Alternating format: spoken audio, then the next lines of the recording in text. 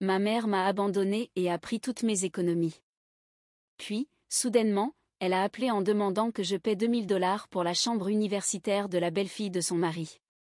Mon téléphone a soudainement vibré alors que j'étais au lit, en train de m'occuper de mes affaires. C'était ma mère. Je n'avais pas eu de ses nouvelles depuis des mois. Alors, qu'avait-elle à dire? Elle n'a pas dit « Salut » ni « Comment vas-tu ?» Au lieu de cela, elle est allée droit au but. Elle avait besoin de $2000 pour les frais de dortoir de ma belle-sœur. Oui, vous avez bien lu. Elle n'a même pas pris la peine de demander comment j'allais, elle a juste fait une demande abrupte d'argent. Histoire de fond, pourquoi c'est un gros problème. Avant de juger, permettez-moi d'expliquer pourquoi c'est un événement si important. Ce n'est pas une simple demande familiale ordinaire. Quand j'avais 16 ans, ma mère a épousé Marc, son nouveau mari. Il était brutalement évident qu'il n'avait aucun intérêt pour moi. Marc avait 2 enfants, Noah, 14 ans, et Lily, maintenant 17 ans. Dès qu'ils sont arrivés dans nos vies, ils ont été traités comme de l'or. Presque immédiatement, ma mère a commencé à agir comme si je n'existais pas. Je comprends que réunir des familles peut être difficile, mais elle n'a même pas essayé de faire en sorte que ça fonctionne. Le vol de mon fonds universitaire. Quand j'ai été diplômée du lycée, mes grands-parents m'ont généreusement donné $22 000 pour m'aider dans mon avenir. C'était la première fois que je me sentais vraiment libre. En plus de cela, j'avais économisé $2000 grâce à mon travail à temps partiel, ce qui me donnait un total de $24 000 pour l'université ou tout ce qui viendrait ensuite. Puis, un jour, j'ai regardé mon compte bancaire. Chaque centime avait disparu. J'ai confronté ma mère, persuadée qu'il devait s'agir d'une erreur. Elle était encore copropriétaire de mon compte parce que je ne l'avais pas encore transféré à mon nom. Elle m'a regardé droit dans les yeux, sans le moindre signe de culpabilité, et m'a dit qu'elle avait tout pris. Sa raison? C'était ma punition pour ne pas avoir respecté son nouveau mari et ses enfants, ou du moins une excuse vague qu'elle avait inventée sur le moment. J'ai perdu mon sang-froid. Elle avait traité mon avenir comme s'il ne valait rien. Cet argent était pour l'université, pour ma vie, et elle l'a juste pris. Alors, j'ai fait la seule chose logique, j'ai fait mes valises et je suis partie vivre chez mes grands-parents, les seules personnes qui semblaient se soucier de ce que je traversais. Et ensuite je parlais rarement avec ma mère. Quelques années plus tard, elle revient en rampant. Quelques années passent, je viens d'obtenir mon diplôme universitaire et j'essaie encore de trouver ma voie. Ma mère m'a appelé de manière inattendue. Pourquoi? Pour demander $2000 afin d'aider Lily à payer sa chambre universitaire privée.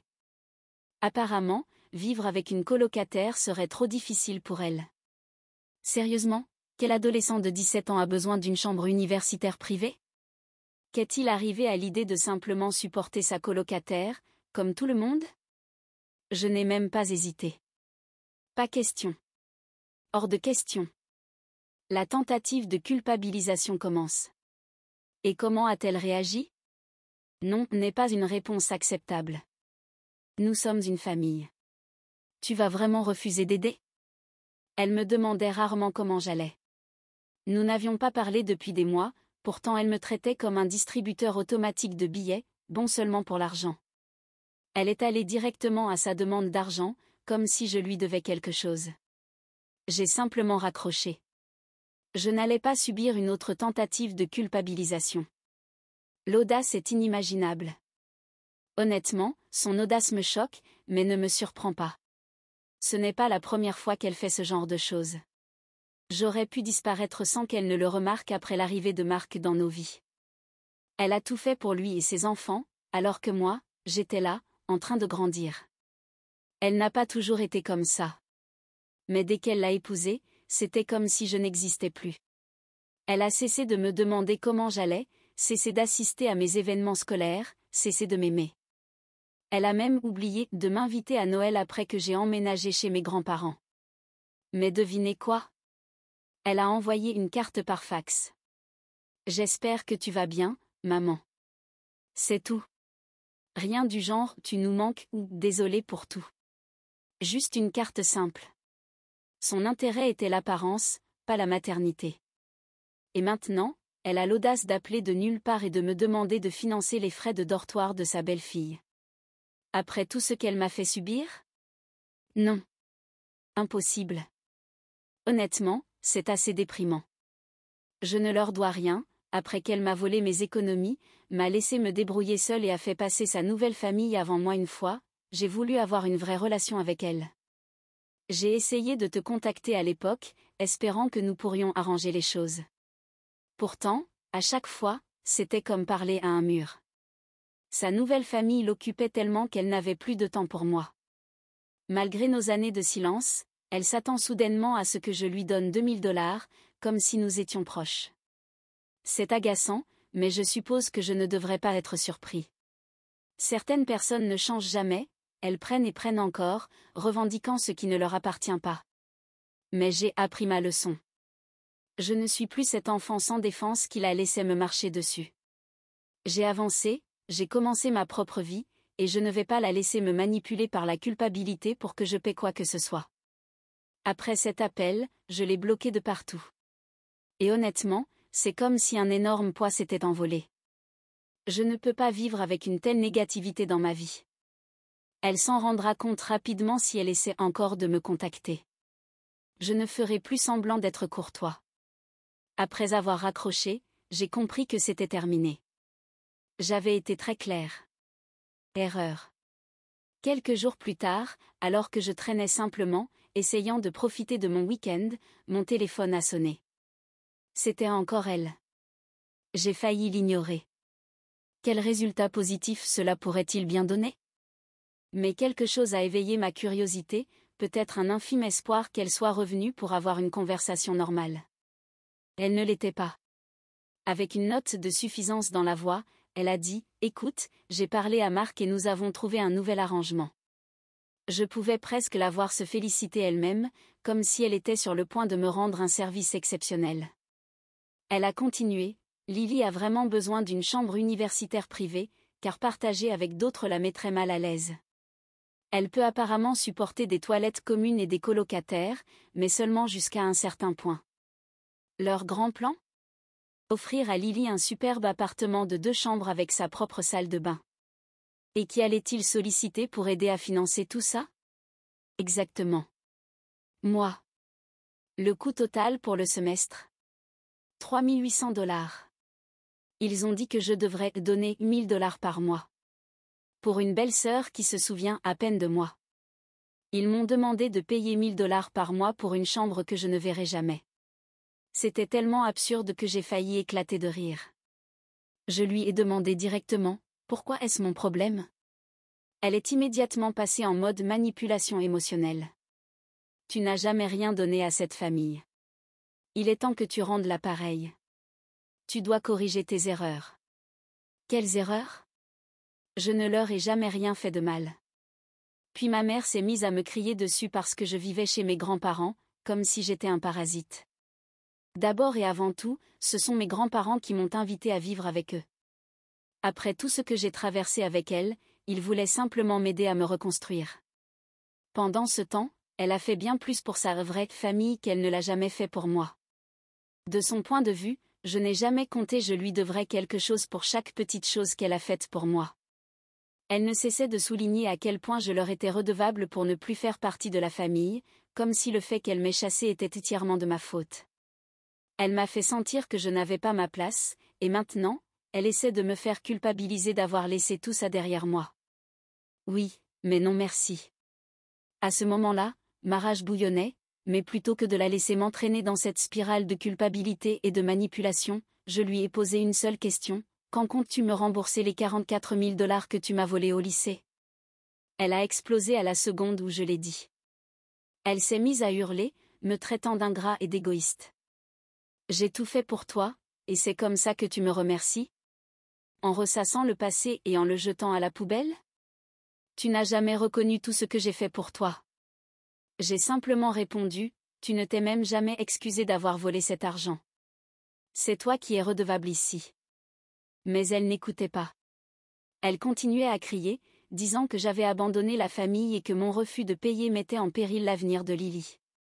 Apparemment, l'inscrire dans une université publique avec des dortoirs normaux détruirait toute sa vie. Bien sûr. Elle ira très bien. La vérité, c'est qu'elle ne me demandait pas de l'aide. Elle l'exigeait.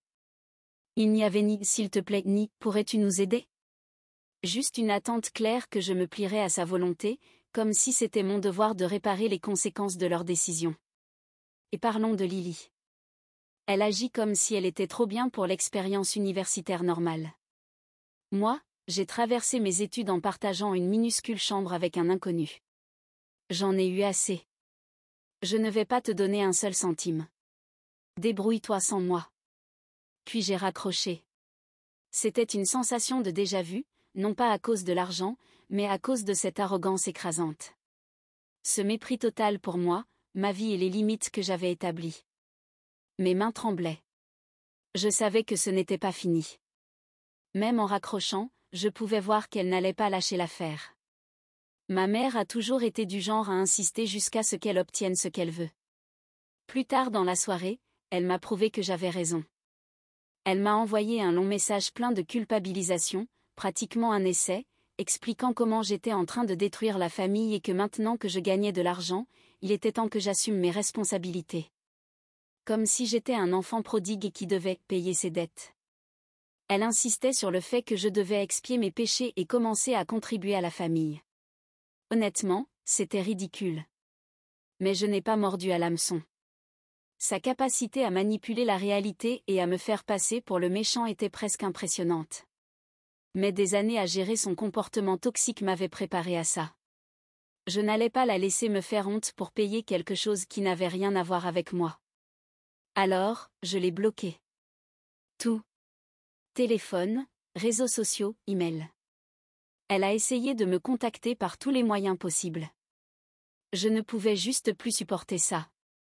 Je ne voulais pas me réveiller chaque jour en me demandant quand viendrait la prochaine tentative de culpabilisation. La bloquer semblait être la seule façon d'avoir un peu de paix.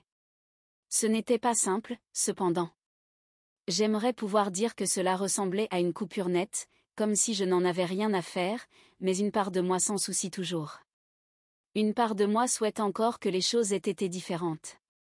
Que ma mère me voie un jour comme son enfant, et non comme un compte en banque ambulant. Mais je doute que cela arrive. Je réalise que c'est peu probable. Elle a fait son choix. J'ai fait le mien. Je n'arrive toujours pas à croire son culot.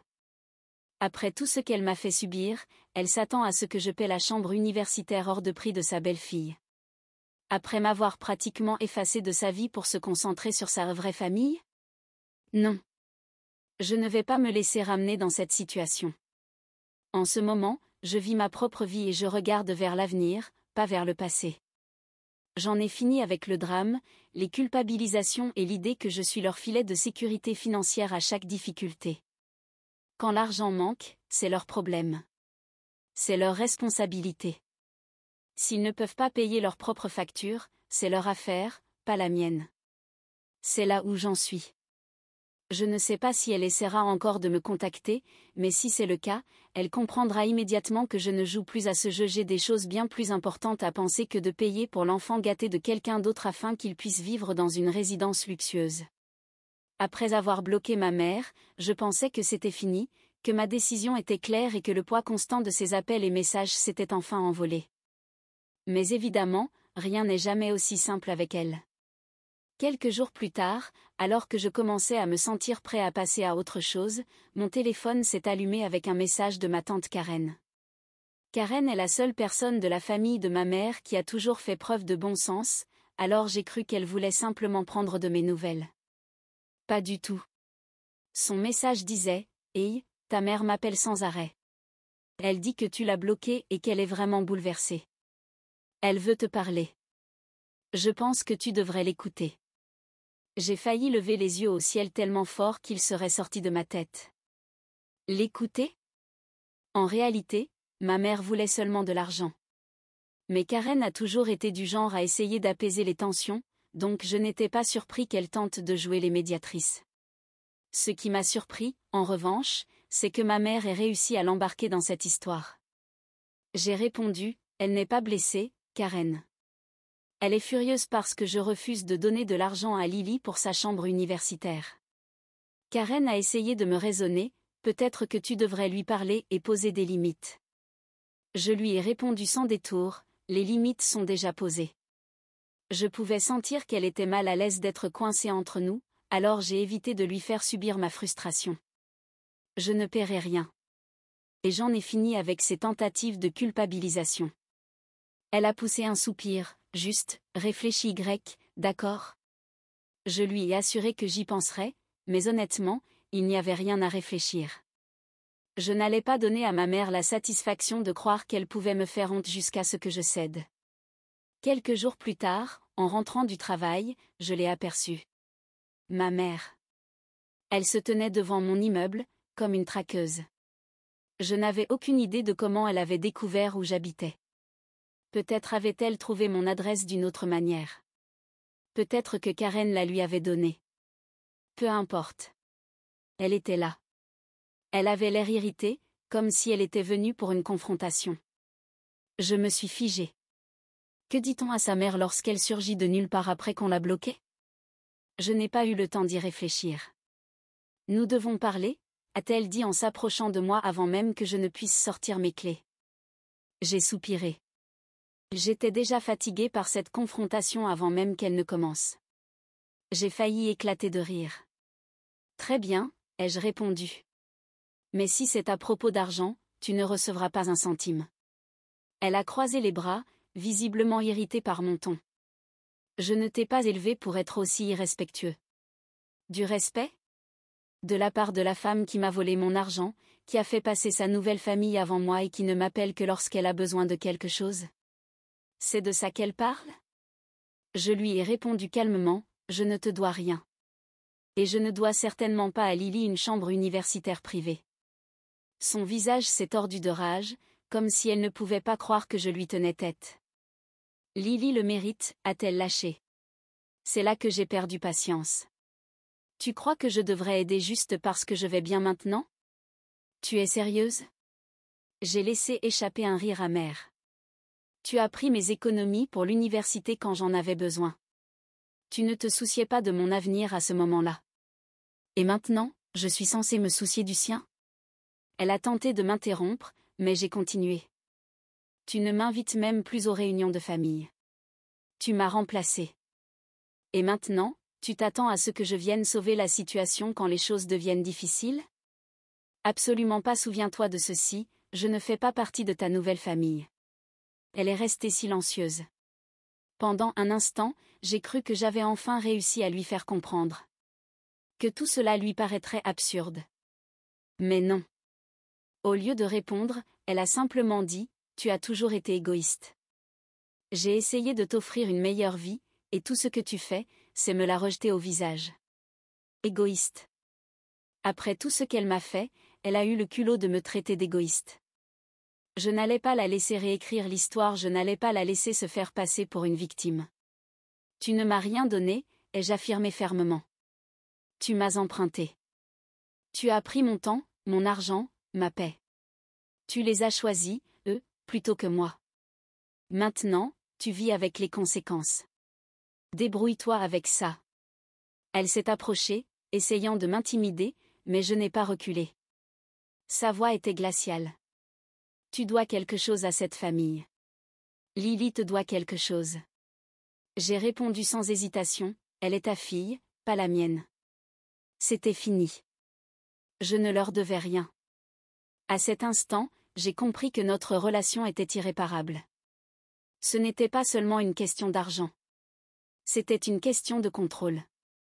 L'idée que j'avais construit une vie en dehors d'elle, que je n'étais plus sous son emprise et que je n'avais plus besoin de son approbation l'arrangeait. Elle cherchait n'importe quel prétexte pour me ramener sous son influence. Quand je me suis retournée pour partir, elle a saisi mon bras. Avant qu'elle ne puisse dire quoi que ce soit, j'ai arraché mon bras de son emprise, l'ai regardé droit dans les yeux et j'ai murmuré « Adieu ». Puis, je suis entrée dans mon immeuble, la laissant plantée dehors, dans le froid. Elle ne devait pas s'attendre à être accueillie à nouveau. Dès que j'ai franchi la porte, une vague d'émotions m'a submergée, soulagement, ressentiment, tristesse. C'était comme si je venais enfin de me libérer d'un poids que je portais depuis des années. Et pourtant, ma mère restait ancrée en moi. La femme qui m'avait élevée, même si elle ne l'avait pas fait parfaitement. Je savais que j'avais pris la bonne décision. Mais malgré tout, une part de moi se sentait coupable. Pas parce que j'étais partie. Mais parce que je ne l'avais pas fait plus tôt. La vérité, c'est que je n'avais jamais abandonné ma famille. C'est eux qui m'avaient laissé derrière. Plus tard dans la soirée, Karen m'a envoyé un message. Que s'est-il passé? Je lui ai donné une version abrégée.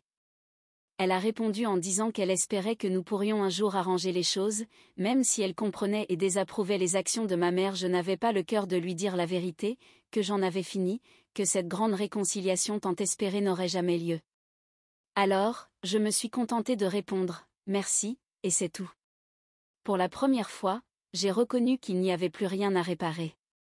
Pour la première fois de ma vie, je m'étais pleinement priorisée. Ce n'était pas facile, mais c'était la bonne décision. Je croyais que c'était enfin terminé, que ma confrontation avec ma mère devant mon immeuble avait réglé les choses, que j'avais été claire, je n'avais aucune intention de céder et je ne paierais rien. À ce moment-là, je pensais que nous venions d'avoir notre dernier affrontement majeur. Erreur. Rien n'est jamais simple quand on a une mère comme la mienne. Environ une semaine plus tard, j'ai reçu un appel d'un numéro inconnu. D'ordinaire, je les ignore, mais pour une raison quelconque, j'ai choisi de décrocher cette fois. Dès que j'ai entendu la voix à l'autre bout du fil, je l'ai reconnu. C'était Marc, mon beau-père. Je n'avais pas eu de ses nouvelles depuis des années, alors j'ai supposé qu'il appelait pour essayer d'arranger les choses. Faux. Il était aussi furieux que ma mère. Il n'a pas perdu de temps en salutations ou en politesse. Il a attaqué directement. Alors, j'ai entendu dire que tu manquais de respect à ta mère. Je sentis ma mâchoire se crisper. Mon premier réflexe fut de raccrocher, mais ma curiosité l'emporta. Je voulais voir jusqu'où ils iraient avec ça. Je gardai une voix posée et répondis, je ne lui manque pas de respect. Je ne fais que refuser de lui donner de l'argent. Il laissa échapper un rire sarcastique. Je pouvais presque l'entendre lever les yeux au ciel. Tu crois que c'est une question d'argent? C'est une question de famille. Encore une fois, la même rengaine. Tu as abandonné ta famille, et maintenant, tu négliges Lily alors qu'elle a besoin de toi. Je sentais ma patience s'amenuiser, mais je restais calme. Écoute, je n'ai abandonné personne. Vous m'avez mis à l'écart il y a des années. Et Lily n'est pas ma responsabilité. Il y eut un silence. Pendant un bref instant, j'espérais qu'il avait enfin compris. Évidemment, non. Tu es égoïste, lâcha-t-il d'une voix pleine de mépris. Nous avons tout fait pour toi, et comment nous remercies-tu? En tournant le dos à Lily et à ta mère. J'ai failli éclater de rire. Tout fait pour moi. Quand leur charmante petite famille était complète, ils m'avaient rejeté. Ils avaient volé mon argent, m'avaient négligé et m'avaient traité comme un détail sans importance. J'en avais assez. Vous n'avez rien fait pour moi, ai-je rétorqué, ma voix claire et ferme. Vous avez pris de moi. Une fois que vous aviez votre nouvelle famille, vous avez agi comme si je n'existais pas. Ma mère m'a volé mon argent. Et maintenant, tout à coup c'était donc à moi de réparer les choses? Avant que je ne puisse terminer ma phrase, il m'a coupé. Tu n'es plus un gamin. Il est temps d'arrêter d'agir comme tel. La famille, c'est du sacrifice. Tu dois quelque chose à cette famille. Ce mot. Oh, ce mot. Il m'a fait exploser. Je ne vous dois rien, ai-je crié, ma patience ayant atteint sa limite. Je pouvais entendre sa colère monter, mais ça ne me dérangeait pas. Ce n'est pas moi qui devais quelque chose. C'est eux qui me devaient des excuses, après m'avoir traité comme un être jetable pendant des années. J'en avais fini d'être gentil.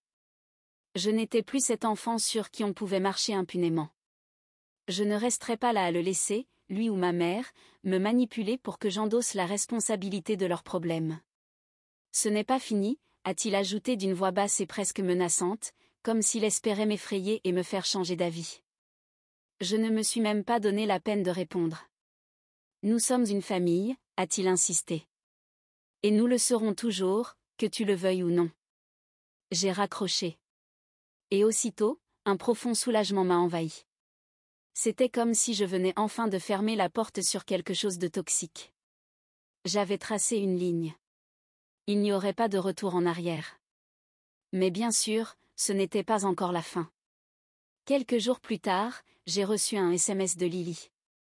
Elle aussi s'en mêlait maintenant.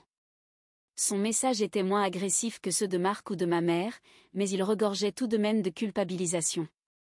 Hey, je sais que c'est compliqué en ce moment, mais j'ai vraiment besoin d'aide pour cette histoire de chambre universitaire. J'ai regardé le message et j'ai secoué la tête.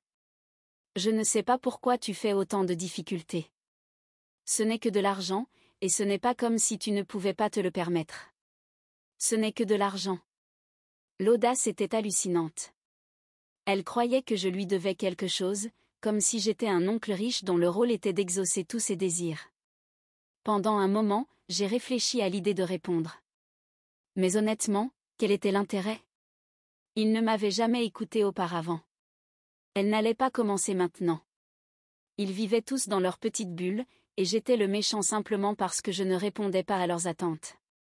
Alors, j'ai supprimé le message. Et je l'ai bloqué elle aussi. Ils ne verraient jamais les choses de mon point de vue, peu importe ce que je faisais. Pour eux, la famille était une rue à sens unique. Ils prenaient. Ils ne donnaient jamais. Et lorsque je refusais de donner soudainement, j'étais devenue la personne horrible. Pourtant, ils n'étaient plus ma famille. Pas vraiment. Une famille devrait être basée sur le respect mutuel, l'amour et le soutien. Ils n'avaient rien de tout cela pour moi. À leurs yeux, je n'étais qu'un outil, quelqu'un à manipuler par la culpabilité jusqu'à ce que je leur donne ce qu'ils voulaient. Et oui, ça faisait mal, mais je n'allais plus laisser cette douleur me contrôler. Autrefois, j'aurais fait n'importe quoi pour obtenir leur acceptation. Je voulais juste me sentir à ma place. Mais ce temps était révolu. Je n'étais plus un enfant désespéré. J'avais construit ma propre vie. Je n'avais pas besoin de leur approbation. Je n'avais pas besoin de leur approbation.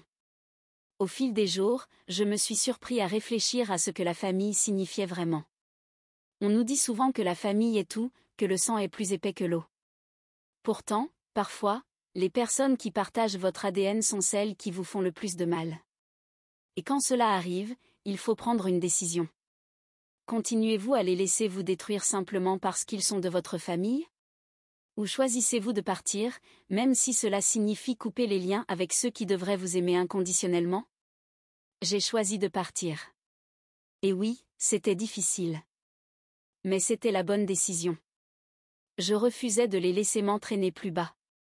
Ce soir-là, allongé dans mon lit, j'ai ressenti quelque chose que je n'avais pas éprouvé depuis longtemps, la paix. Pour une fois, je n'attendais pas le prochain appel, la prochaine tentative de culpabilisation, la prochaine demande d'argent. Pour la première fois depuis des années, je me sentais libre. Et honnêtement, c'était incroyable. Les semaines ont passé sans aucun problème. Je travaillais, je sortais avec des amis, je vivais ma vie. Pour la première fois depuis longtemps, tout semblait normal. Puis, un jour, en rentrant du travail, j'ai trouvé une enveloppe dans ma boîte aux lettres. Pas d'adresse d'expéditeur, juste mon nom sur le devant. J'ai d'abord envisagé de la jeter, mais quelque chose m'a semblé étrange. Alors, je l'ai ouverte. Et devinez de qui elle venait? Ma mère. Mais ce n'était pas une carte, pas des excuses, même pas une lettre ordinaire. C'était une notification légale. Elle essayait réellement de me poursuivre en justice. Pourquoi, me demanderez-vous? Obligation familiale. Apparemment, ma mère avait décidé que j'étais financièrement responsable des frais universitaires de Lily sous prétexte que nous sommes une famille. Elle tentait de présenter cela comme une sorte d'obligation légale, comme si j'étais tenue par la loi de payer la chambre de Lily. Je suis restée là, lisant cette lettre, et puis j'ai éclaté de rire. Debout dans mon salon, tenant ce document absurde, j'avais l'impression d'être face à une blague. C'était tellement ridicule, tellement délirant. Mais ce n'était pas une blague. Elle avait réellement consulté un avocat. Elle leur avait demandé de rédiger un document officiel affirmant que je lui devais de l'argent. La lettre était remplie de jargon juridique sur le fait que la famille doit soutenir la famille et que j'avais une responsabilité morale de l'aider, étant donné mon succès. Succès ? J'avais 23 ans, je venais tout juste de sortir de l'université, je tâtonnais encore pour trouver ma voie et j'avais à peine de quoi payer mon loyer. Elle parlait de moi comme si j'étais assis sur une montagne d'or, comme si j'avais des ressources illimitées et que je refusais de les partager par pure méchanceté. Mais même si j'avais été riche, même si j'avais eu tout l'argent du monde, cela ne signifiait pas que je leur devais quoi que ce soit. Surtout après la façon dont ils m'avaient traité, j'ai immédiatement appelé mes grands-parents. Ils étaient aussi stupéfaits que moi. Grand-père était furieux. « Ne t'inquiète pas pour ça », m'a-t-il dit. Ils ont contacté un avocat, un ami qui m'a informé qu'il n'y avait aucune base légale pour ce que ma mère tentait.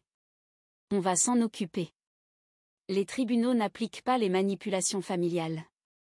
Après quelques procédures légales, l'affaire a été réglée. Quand ma mère a compris qu'elle n'avait aucune chance, elle a tout simplement abandonné toute cette histoire. Depuis, je n'ai plus eu de nouvelles d'elle. Ni de Marc. Ni de Lily. Et honnêtement, c'est comme si un poids s'était envolé de mes épaules. Pendant des années, je leur avais permis de contrôler ma vie par la culpabilité et la manipulation. Mais maintenant, pour la première fois, je suis complètement libre. En y repensant, je suis heureux d'avoir tenu bon. Oui, c'était difficile. C'était compliqué pour moi de m'éloigner de ma propre famille. Mais c'était la bonne chose à faire. La famille est censée être fondée sur l'amour et le soutien, pas sur l'exploitation de l'autre dès que cela devient pratique. Je ne sais pas ce que l'avenir me réserve, mais une chose est sûre, je ne les laisserai jamais revenir dans ma vie. Pas après tout ce qu'ils ont fait. Est-ce que j'aurais aimé que les choses se passent différemment ? Bien sûr. Mais à la fin de la journée, il faut préserver sa paix intérieure. Et parfois, cela signifie s'éloigner, même de ceux qui sont censés vous aimer le plus. Et c'est très bien ainsi. Je vais de l'avant, selon mes propres termes. Merci d'avoir regardé. Si vous ne vous êtes pas encore abonné, faites-le et activez la cloche de notification pour rester informé des histoires de vie réelles et choquantes qui se produisent autour de vous.